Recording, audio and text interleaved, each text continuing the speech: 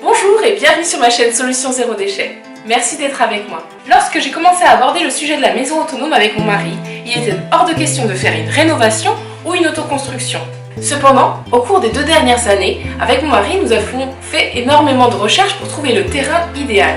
Et nous nous sommes aperçus qu'il était nécessaire de modifier légèrement notre projet. C'est pourquoi, dans cette vidéo, je vais vous apporter les quelques règles que nous avons déduites de notre expérience en espérant qu'elles puissent vous aider pour votre propre projet. La première règle est ne soyez pas pressés. Et c'est encore plus vrai lorsque l'on s'attaque à un projet tel que sa future maison. En ce qui nous concerne, nous avons mis 2 ans avant de trouver le terrain idéal. Et un jour, une dame m'a marqué par son expérience. Elle expliquait qu'elle avait mis 4 ans avec son mari à trouver le terrain idéal. Oui, j'ai bien dit 4 ans. Donc, ne soyez pas pressés. De cela découle la deuxième règle. C'est dans l'urgence que l'on commet les erreurs. Ce que j'entends par là, c'est que si vous partez du principe que vous avez seulement 2 mois pour emménager, alors il est préférable que vous trouviez une solution tampon durable, telle que une location ou encore un ami accueillant et pourquoi pas camper. Ce qu'il faut, c'est vraiment pouvoir prendre son temps. Par contre, à partir du moment où vous avez trouvé le bien idéal, alors là, foncez, d'autant plus s'il y a d'autres acquéreurs potentiels.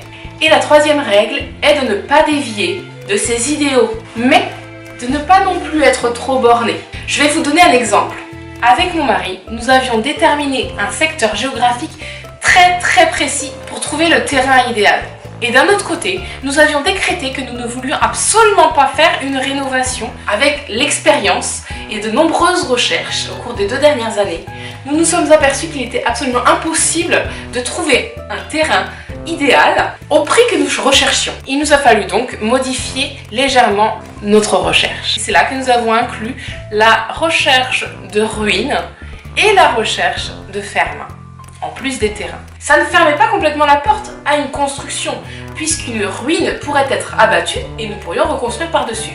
Et ça ouvrait aussi la porte à pouvoir faire une rénovation, qui finalement n'est peut-être pas si compliquée que cela. Dans les prochaines vidéos, je vais aborder les quelques étapes que nous avons suivies au cours de notre recherche et j'espère qu'elles pourront vous aider pour votre projet. N'hésitez pas à partager, à mettre le petit pouce bleu et même à vous abonner. Merci!